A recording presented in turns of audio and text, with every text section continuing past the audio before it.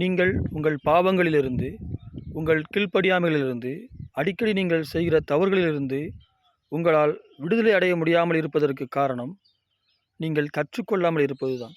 எப்படி நீங்கள் பாவத்திலிருந்து விடுதலை அடைய வேண்டும், எப்படி நீங்கள் கீழ்ப்படியாமையிலிருந்து விடுதலை அடைய வேண்டும் என்பதை உங்கள் தவறுகளிலிருந்து நீங்கள் கற்றுக்கொள்ளாமல் இருக்கிறதினால்தான் இன்னும் நீங்கள் விடுதலை அடையாமல் இருக்கிறீர்கள்.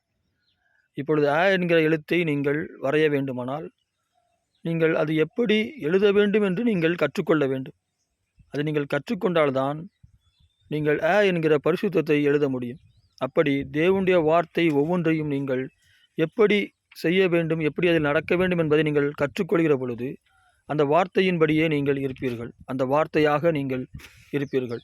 உபாகமம் 5:1 நீங்கள் கர்த்தருடைய வசனத்தின்படி செய்வதற்கு அதை நீங்கள் கைக்கொண்டு அதை நீங்கள் கற்று கைக்கொள்ள கடவீர்கள் என்று வசனம் சொல்கிறது. நீங்கள் கற்றுக்கொள்கிற பொழுதுதான் கர்த்தருடைய வார்த்தையின்படி நடக்க முடியும். நீங்கள் பொய் சொல்லாதிருப்பாயாக என்கிற ஒரு கட்டளை இருக்கிறது. பொய் சொல்லுகிற ஒரு சூழ்நிலை வருகிற பொழுது அதில் நீங்கள் எப்படி பொய் சொல்லாமல் சொல்ல வேண்டும் என்பதை நீங்கள் கற்றுக்கொண்டால்தான் நீங்கள் அந்த கற்பனையை நீங்கள் கீழ்ப்படிய முடியும். அப்படியே இப்போ களவு செய்யாதிருப்பாயாக என்கிற வசனம் இருக்கிறது.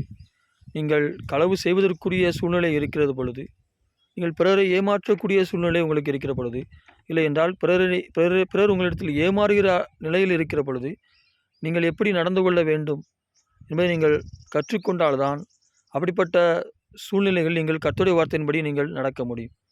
இப்படி உங்கள் வாழ்க்கையில் நீங்கள் தேவனுடைய வார்த்தையின்படி நடந்து பரிசுத்தமாய் வாழ வேண்டும் என்று நீங்கள் விரும்புகிறானால், நீங்கள் ஒவ்வொரு தேவனுடைய வார்த்தையும் நீங்கள் கற்றுக்கொள்ளுங்கள். கற்றுக்கொள்கிற பொழுது நீங்கள் கர்த்தருடைய வார்த்தையின்படி நடப்பீர்கள். ஆமென்.